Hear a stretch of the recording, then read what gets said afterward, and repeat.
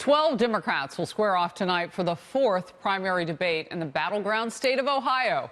This is a new Quinnipiac poll shows Elizabeth Warren and Joe Biden once again statistically tied for the lead, with a big drop for Bernie Sanders. There will be a lot of focus on him tonight as he tries to reassure voters about his health and maybe his age, following a heart attack 2 weeks ago today. Sanders also is expected to try to separate himself from Elizabeth Warren as she's rising to the top of the pack, certainly, for example, in Iowa. Jose Aristimuno is former deputy press secretary for the DNC and founder of Now Strategies. Jose, it's good to see you today. Good to see you. So ahead of that debate, you've got a couple things. Hunter Biden just gave his big interview, and whether or not that'll help Joe Biden. And then you've got this horse race between Warren now and Biden, not even Sanders. Why?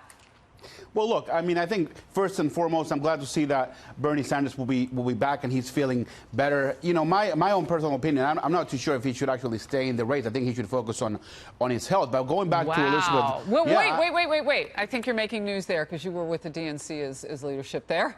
So you think he exits. Where does his support go? Who gets it? I mean, you know, that's for voters to decide. Sure. Well, that's for voters to. 25 million. It's a lot of money. It's a lot of money, Harris. Look, I think that's for voters to decide, and I mean this with the utmost respect. He's perfectly qualified to be president of the United States. I don't think he's the right choice, but when it comes to the health, the amount of time I've been on campaigns many times, the amount of traveling, the amount of, you know, just talking to voters on a day-to-day basis, and just having a heart attack 2 weeks ago, it's a big deal. You realize none of your front runners is under the age of 70. Well, that's all right. Look, I don't. Well, wait, let's look at the president of the United States. He's over 70 himself. I mean, we have a lot of. So it's not just his age. It's not. Is there something else going on? Is it politics? No. For me, it's a health issue. I think for me, it's just a health issue. It's just I'm very concerned for the center. That's all. Where do you think that Elizabeth Warren should go tonight? I mean, does she attack Joe Biden? Does she go after Bernie Sanders? If I were her, if I were in her campaign, Harris, I would recommend that she talk to voters directly and try to just once again convince the American people why she should be president. What's going to happen is, I know that Joe Biden and Elizabeth are very close together. Being the front runner is not always a good thing because, you know, the rest of the crew are going to go and attack her. So she should be careful. She should be prepared. I still think Joe Biden leads national polls. And when we talk about electability, he's the #1 choice. All right. There are some big questions over whether it was a good move to have his son Hunter Biden on television just hours before the debate. Former DNC chair and top Biden surrogate Ed Rendell says the Daily Beast quote, here it is, "I wouldn't have put Hunter on the air. There's a danger in playing Trump's game," end quote. And you say what? Well, I think he did the right thing. I think he's speaking the truth. He's certainly not hiding like President Trump said. He answered every single question that was asked of him. When he says if he had it to do all over again, he might do it differently, he made a mistake? And that he doesn't think he would have gotten that role on that energy company board, if it hadn't been for his last name. Well, I think what he meant is no question that when you look at his resume or he's applying for a job, they see the last name Biden. It's obvious. But I think his qualifications when it comes to being a lawyer... And you don't have a problem with that?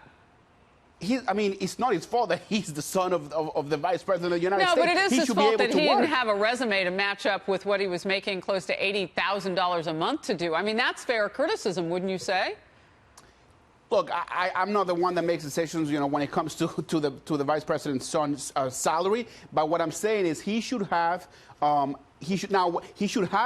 open, you know, he should have the freedom to work where he wants. He should be able to have the same opportunities as everybody else. Now, what cannot happen, and I would not tolerate, even as a Democrat, is if you use the office of the vice presidency and his father's power to try to get any jobs. Then that's not, and that's what President Trump does with his family, and that's a different story.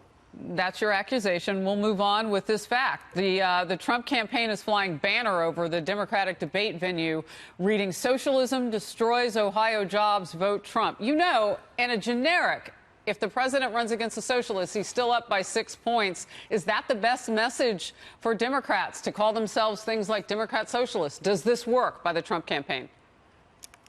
I think from a campaign strategy, I think it's genius.